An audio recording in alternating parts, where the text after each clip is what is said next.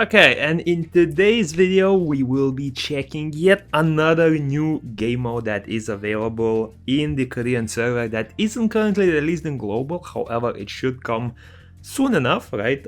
This one only unlocks after you have completed chapter 24, story 60, right? So basically you have to be done with chapter 24 to unlock this. I unlocked this like a good week ago only, so yeah, it is a very high requirement mode. It is a very difficult mode in general, and that is the factions tower. So I believe this tower is not even shown in the global edition yet. However, it will be another addition to the regular data tower that you have, and the way it works is essentially it has quite a similar concept to the regular tower. However, this time this tower will reset every single week. There are a total of, let me see how many changes there are. It looks like there are 50 stages, and you can see the rewards. Overall, the rewards are nothing special. The main thing you really want to get from them is these, what are they called? Position research chips. I will explain what they do. There is a whole new upgrade system that is available with them. But yeah, there's basically 50 floors. You have to complete these floors as per usual. However, if you look at the faction pictures, this means that you are only able to use units from a specific few factions. Last week there were 3 factions available. This week it seems like there are 2 factions available.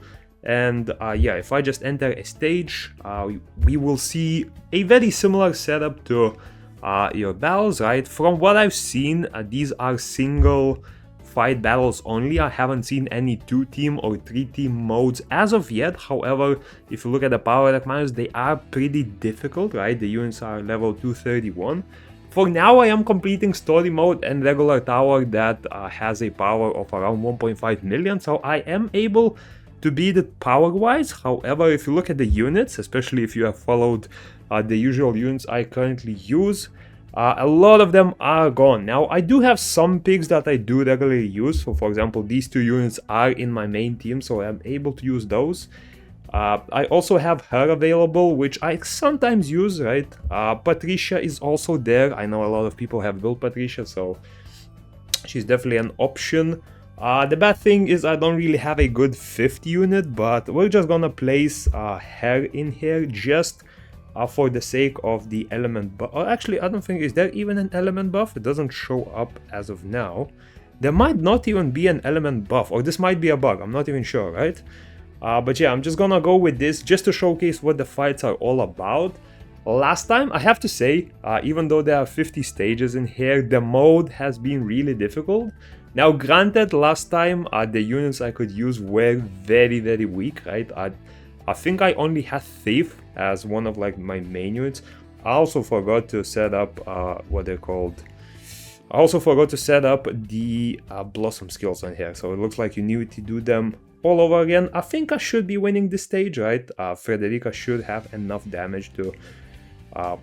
actually, never mind, I take that back. Let me try with the proper setup skills, and we'll see if I'm able to even beat 4-1.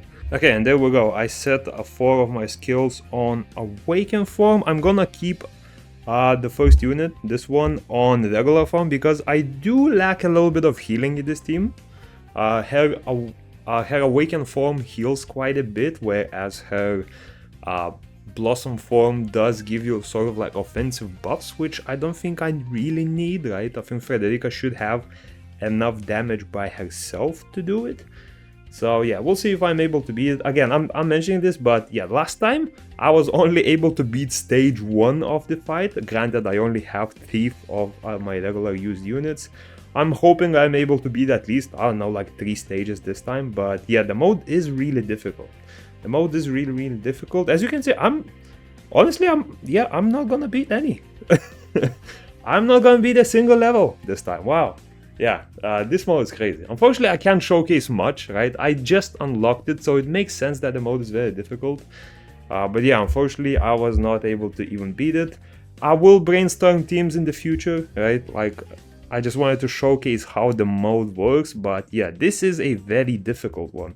However, what I want to do is showcase the system with those little upgrade chips as well, because that is a new one. So if we go to the characters, you will not have this menu as of now, but if you look at the fourth window right here, there is the placement upgrade system as well. And how it works is essentially it upgrades a single placement position for a single unit at a time, right? Now the upgrade can fail, as you can see.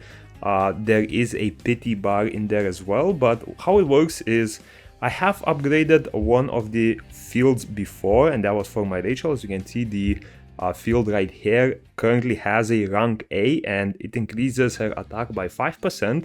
And how it works is basically if Rachel is placed in this specific slot, she will receive the buff from this field. This does not work on any other unit, only for Rachel, because you do need to upgrade them separately. And if you notice, every single unit will have different placement upgrades options based on their type. So for example, fighter types can only be upgraded on row 2 and 1. You can see the numbers at the top right here.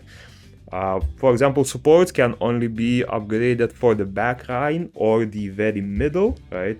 The middle is probably because units like Madelight, who need to have a row of units behind her in order to buff them up, so that kind of explains it. For tanks, it's sort of like a reverse of supports. You can be in the middle or only the front row, and for rangers you can be in the back row or the middle row. And yeah, once you select any of your units that you want to upgrade and you select any of the slots that you want to upgrade, you will use the option right here. I currently do not have any chip. As you can see, again, like you do get a lot of chips from higher levels, right? You can see that the rewards were like 10, 13 chips at a time. But the mode is so difficult that I don't know how soon I will be able to access that amount of chips, right? And also this sort of gives you a glimpse into the future of how you will need to build your teams. Because for example, the usual team I build, I will go into any stage right now just to showcase how my team looks like. If I go to the data tower right here, you will see that a majority of my team is located in the back line as well as the middle row, and there is not a single unit in the front row, if I remember correctly. Yeah, this is my regular team. The reason I do this is Eurystheus. If I read it correctly, Eurystheus buff applies extra buffs to the units in the same row. That's why I have my two more assassin type damage dealers in there, right? Especially the ones that need the lifesteal. And I have the Thief and Ileana in the middle row just so they could benefit from the placement buffs from the extra HP, I believe. And it is energy recharge or something like that, right? Let me double check. I think it is HP, right? So yeah, I placed them all into the fields just so they could get the HP. But with this new mode, for example, I would be forced to place Rachel here, right, for the extra buff, because if you look at it, whenever I select a unit, the little bubble will start to flash, right? It basically showcases which field has been upgraded. This does not happen with any other unit, only the ones you have upgraded. And yeah, so this will change the team building you do in the future. For example, I'm not going to be able to have Rachel in the background. I'm not going to be able to have my Frederica in the background if I want them to benefit from the buffs. And it changes a lot, right? Because after that, I kind of have to do something like that, which means I cannot put Ileana in the background. Otherwise, my middle row will get targeted instantly. Which means I have to place Ileana in the front row, she loses the HP buff, and yeah, so you kind of have to measure whether the placement buff is worth it for you, especially if you are someone who's trying to maximize the use of the buffs in here. But yeah, so that's how the placement system works, that's how the faction towers work.